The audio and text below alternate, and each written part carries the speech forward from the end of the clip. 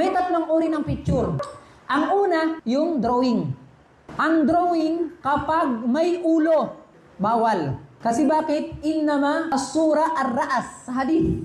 Ang Rasulullah, ang tinutukoy sa picture na haram, yung may ulo. Ustad, paano pa nag-drawing ako ng kamay? Pwede hindi? Pwede. Basta, bawal yung may ulo kasi yung tumutukoy sa ulo yun talaga yung drawing. So kapag ang drawing yung may ulo, yun ang bawal. Number 2 na tinutukoy na picture dito, rebulto. Ang rebulto ay mas bawal yun. Di ba sa Ross Boulevard?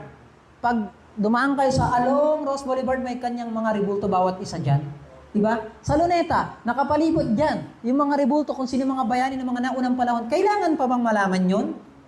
Kahit sa'yo mo sila pula-pong Muslim, wala tayong pakialam. Ang kailangan natin ang Rasulullah, ang sunna ng Rasulullah, ang Quran, ang sunna.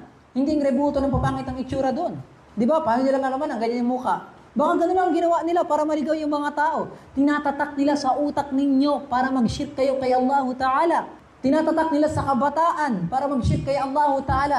Hindi niyo ba napansin? Yung elementary ngayon, sa Sambuanga tayo nag-trending, yung grade 1 na estudyante. Tinuturo ng teacher yung iba't ibang uri ng pamilya. Unang pamilya, may nanay, may tatay, may anak. Ikalawang pamilya, may nanay, may tatay, may anak, may ate, may kuya. Ikatlong pamilya, may tatay, may anak.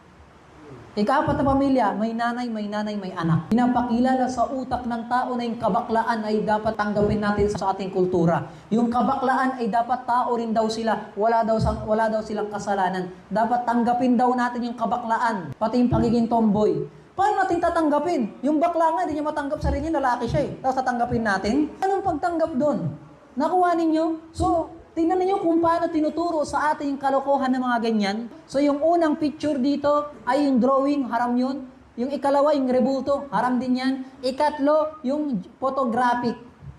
Ang tinutukoy na ikatlo ang photographic. Ang photographic ay bawal din sa Islam. Mas lalo na, kasi bakit? Pati yung videographic.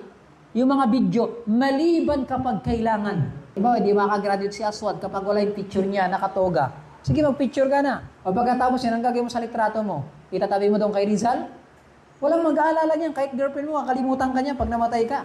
Kaya wala naman halaga yan kung tutuusin eh. Tignan mo sa memories niyo sa cellphone ninyo. 2,000 yung picture ninyo, walang kwenta.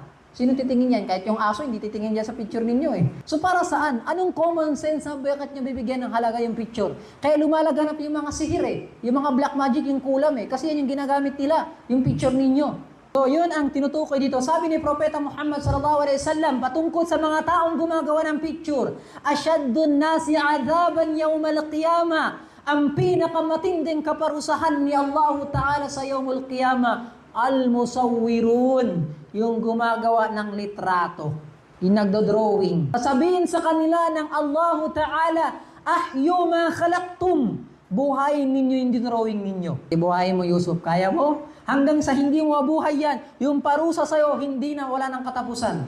So hanggang sa hindi mo mabuhay yan, ang parusa ng Allah talaga hindi titigil sa'yo. At sabi ni Propeta Muhammad sallallahu alaihi wasallam, "Yakhruj unaka minan nar yawmal qiyamati." Yaqul, sa yawmal qiyamah daw, ay meron si Allah Ta'ala sa impyerno na kung saan, na ang dahilan kung bakit siya pinasok ng Allah Ta'ala sa impyerno, ukiltu bi thalat. Dahilan kung bakit siya pinasok ni Allah Ta'ala sa impyerno, ang sasabihin niya, dati akong photographer. Dati akong nagdo-drawing. Dati akong gumagawa ng rebulto. Dati akong gumagawa ng mga santo. Diyan kasi nag-umpisa yung rebulto, pati mga santo eh. Sa umpisang simpleng drawing, tapos picture, tapos naging rebulto, sinamba ng tao. Anong nangyari? Tingnan nyo sa tagig, kanyang libulto kapag, okay libingan ng tatay ko to Okay, gagawin ko ng rebulto kasi mahal ko tatay ko. Yan ang pinakamatinding parusa sa yawmal qiyamah. Sabihin din sa kanya ng Allah Ta'ala, ayun faqafiha ar-ruh. Dapat lagyan mo ng kaluluwa yan. Kapag hindi mo nilagyan yan, hindi ko titigilan yung parusa sa iyo sa kabilang buhay, sabihin ng Allah Ta'ala sa kanya. Kasi bakit? Ang pinakadahilan nga, balikan natin ang pinakaugat ng shirk. Kasi nga dyan nag-umpisa yung shirk ng mga tao. Sa mga picture, tas rebulto hanggang sinamba ng mga tao. Hindi ba ganyan ang laman ng simbahan? Punta kayo simbahan yan sa Quiapo. Lahat ng uri ng picture ni Maria hindi na magkakamuka. Nandoon na. Sinasabi raw nila yan yung Diyos nila. Tingnan nyo lahat ng mga simbahan ng mga hindi reliyon. Alhamdulillah, tingnan sa masjid natin, wala. Pati nga sa damit natin, ultimo yung damit ninyo, magsala kayo, walang picture. O, tingnan ninyo ba? Kasi ayaw natin na didistract yung pag-iisip natin. Sa ganung pamamaraan, nag-iingat tayo. Kasi alam natin ang susunod na henerasyon, baka malason yung pag-iisip nila. Nilalason na nga sa school. Pati ba naman dito sa Dakota, sa Masid, lalasunin pa natin? So yan ang pinaka-delikado sa lahat.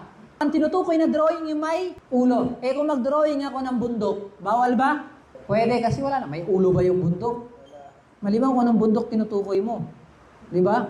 So, mag-drawing ako halimbawa ng masjid.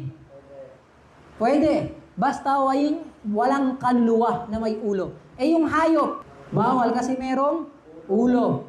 Eh hindi ko isama yung ulo. Pwede hindi? Pwede. Kasi ang tinutukoy lang yung ulo. So yun ang ipinagbabawal yun sa tinatawag na shirk.